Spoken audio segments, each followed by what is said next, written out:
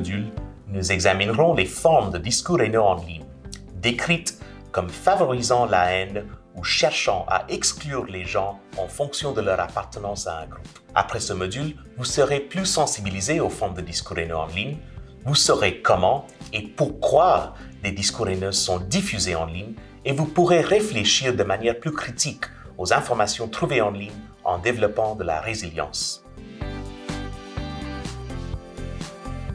Selon la Déclaration universelle des droits de l'homme des Nations unies, la Constitution canadienne et la Constitution québécoise, l'égalité est un droit humain important et chaque personne possède le droit de ne pas être victime de discrimination.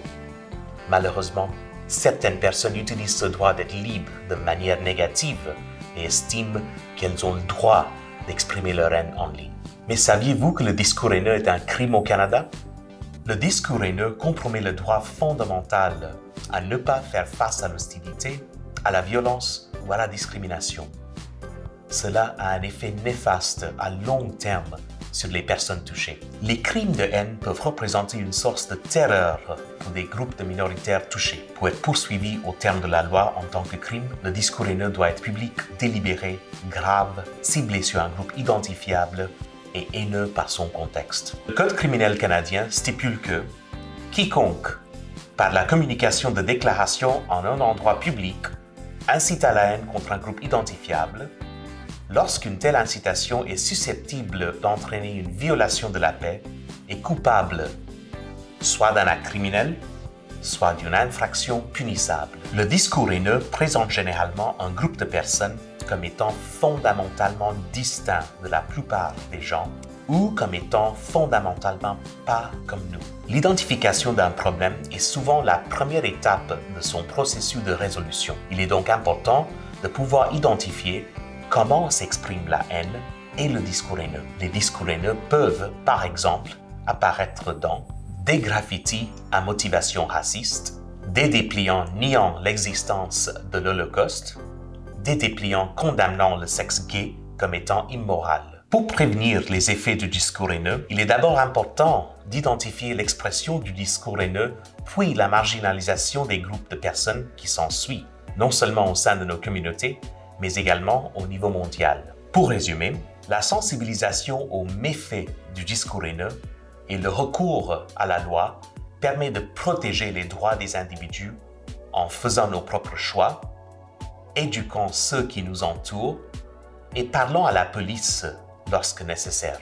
En pratique, reconnaissez et identifiez les différentes formes de marginalisation subies par des groupes identifiables. Comprenez pourquoi le discours haineux est un problème et quelles sont les conséquences qui en découlent et reconnaissez et identifiez les différentes formes de marginalisation qui ont eu lieu dans nos communautés proches et celles qui nous sont moins familières. Comme vous êtes maintenant conscient des formes de discours haineux, nous allons explorer comment et pourquoi des discours haineux sont diffusés en ligne. Près des 2/3 des Canadiens utilisent les médias sociaux. Que ce soit Facebook, Twitter ou une autre plateforme, les médias sociaux peuvent être utilisés pour propager la haine, la discrimination et la violence envers certains groupes. Il est important de comprendre comment les différents outils de médias en ligne sont utilisés pour propager les discours haineux et la discrimination. Saviez-vous que le discours haineux est une problématique mondiale? Le rapporteur spécial du Conseil des droits de l'homme sur les questions minoritaires s'est dit préoccupé par la généralisation de la désinformation, des discours de haine et l'incitation à la violence, à la discrimination et à l'hostilité dans les organes de presse et sur Internet. Les groupes prônant la discrimination en ligne ne sont pas rares. SafeHome.org estime qu'en moyenne, sur Twitter, les groupes anti-immigrants comptent plus de 17 500 abonnés. Un groupe anti-musulman compte plus de 14 500 abonnés.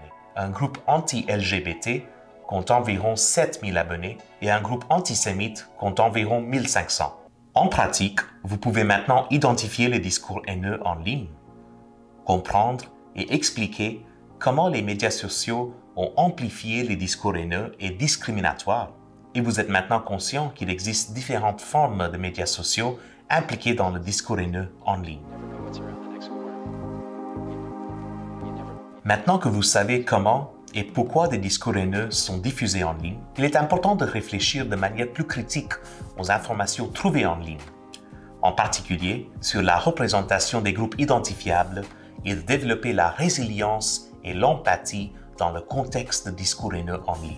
Il est important de comprendre qu'un site web ou un message posté dans un média social peut sembler légitime ou sérieux alors qu'il ne l'est pas. Saviez-vous qu'il n'y a aucun système officiel pour vérifier que les informations présentes dans les sites web sont exactes?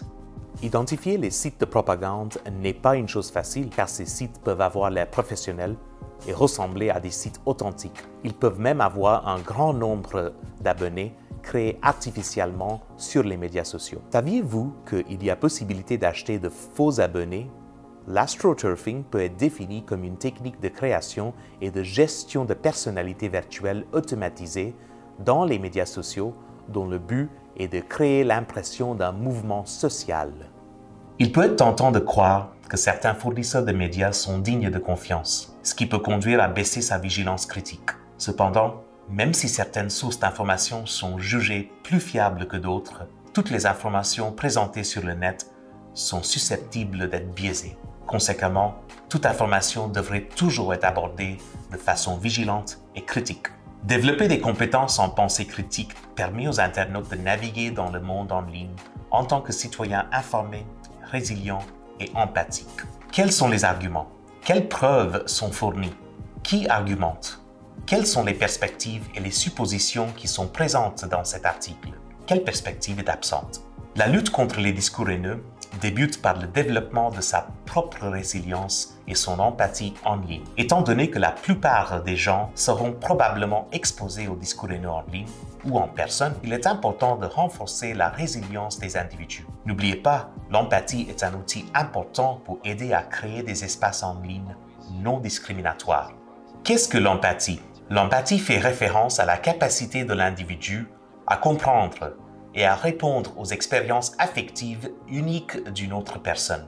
Il a été démontré qu'avoir de l'empathie et prendre du recul permettrait d'avoir moins de préjugés. Nous comprenons qu'identifier et contrer les discours haineux en ligne peut parfois sembler difficile, particulièrement lorsque les expressions haineuses sont ambiguës. Il existe des outils en ligne qui peuvent aider. Racine de l'empathie enseigne comment être des citoyens socialement compétents. Qui suis-je? Est un jeu de course en ligne de sensibilisation aux discours haineux destiné aux enfants.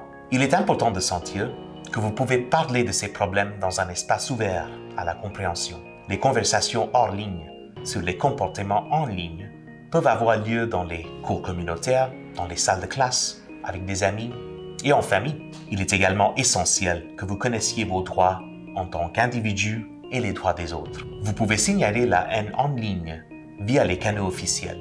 Vous pouvez signaler les incidents aux administrateurs de la plateforme, à la police ou aux forces de l'ordre, à la direction de votre lieu de travail ou à l'administration de votre école.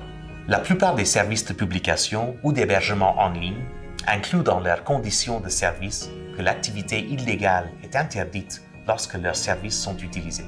De nombreuses entités ont plus récemment inclus cette interdiction pour combattre les discours haineux. Ainsi, signaler la présence de discours haineux à l'entreprise hébergeant celui-ci peut entraîner le retrait du discours.